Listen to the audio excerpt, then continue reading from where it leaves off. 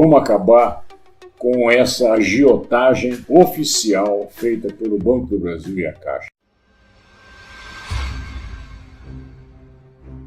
O presidente da República, ele tem o direito de requerer as redes de TV, rádios, etc., para conversar com a sociedade. Se quiser, todo santo dia. Só que eles não usam isso.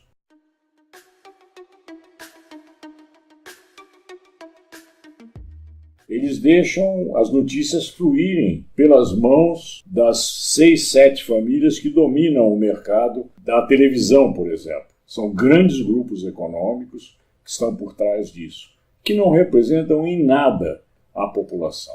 E a democracia da informação é fundamental para que as pessoas ouçam as notícias, mas de uma forma mais ampla, com todas as visões, e não com aquela visão filtrada pelo interesse do mercado financeiro, principalmente, que é um grande anunciante das redes de TV, e nem do grande capital, que são os anunciantes das TVs, e que filtram as notícias para não desagradar o poder econômico que manda na informação no Brasil.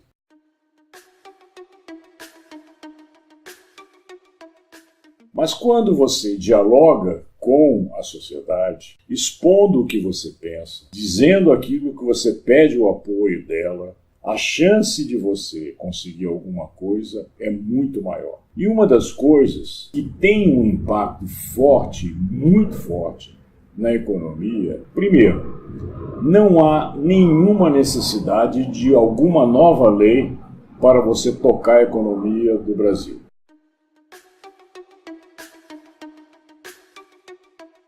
Você não precisa mudar nenhuma regra no Banco Central, você não precisa mudar nada no Ministério da Fazenda, você simplesmente tem que fazer a gestão competente das despesas e das receitas do setor público e tirar o país desse buraco fiscal em que ele se meteu.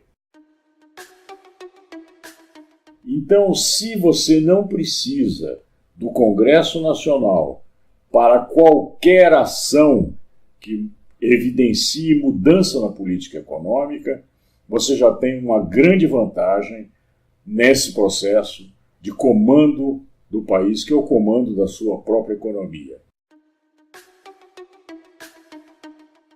E aí teria que contar para a população o que você pretende fazer na economia. Quando você tem uma economia que nem a brasileira, na qual você está com mais de 13 milhões de desempregados e outros tantos que estão desistindo, já desistiram de procurar emprego há mais de um ano, ou que estão no desalento, não se interessam mais para procurar emprego porque as coisas não estão indo de acordo com aquela capacidade que ele tem e que o mercado não reconhece. Então nós estamos com cerca de 26 milhões de pessoas afastadas do mercado. Para resolver ou melhorar essa situação, você tem que retomar o crescimento econômico, porque nenhuma empresa vai contratar ninguém se ela não tiver mercado para ser ocupado pelos seus produtos e serviços. Esse governo falhou, o governo da Dilma falhou também. Só na época do Lula que o Brasil cresceu nos 8 anos 4% em cada ano. Ou seja, o Brasil cresceu mais de 32% durante o período de 2003 a 2010 com o governo Lula. Mas depois não, e antes com o Fernando Henrique também não. Então o Brasil ele tem possibilidade de crescer novamente a 4%? Tem, perfeitamente. Mas existe um motor da economia para isso. E aí precisa ficar claro qual é esse motor. Consumo das famílias, que representa 2/3 do produto interno bruto. Ele é torpedeado pelo mercado financeiro. Que aqui no Brasil, diferente de qualquer outro país do mundo, esse mercado financeiro cobra no crediário taxas de juros absurdas, elevadíssimas, superando 300% ao ano. Isso quadruplica o preço dos produtos à vista. Essa realidade tem que mudar.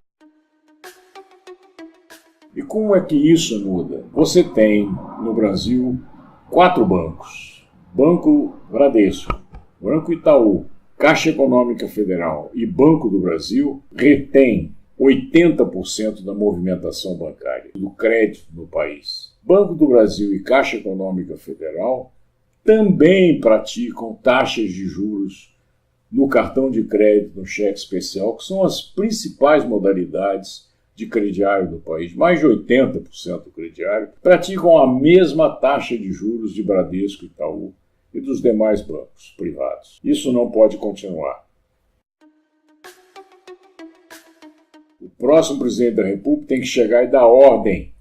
Daqui em diante, Banco do Brasil e Caixa não podem mais cobrar essas taxas absurdas de 300% ou 400% ao ano de juros nessas modalidades que toda a classe média e população de menor renda usa para as suas necessidades.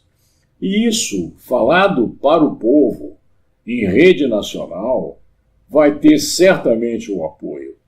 E esse apoio é necessário.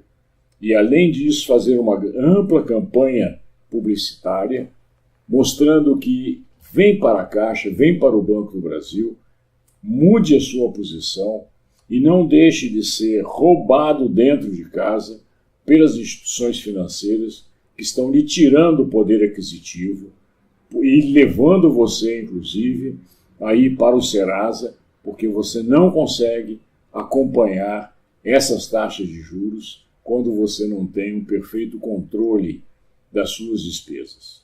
E isso é muito comum no Brasil. Não esperar que as pessoas tenham perfeito controle é ilusão, porque muitas, por mais esforço que tenham, acabam errando, e desses erros faz com que as pessoas tenham mais do que 30% do seu orçamento solapado pelo pagamento de juros ao sistema financeiro.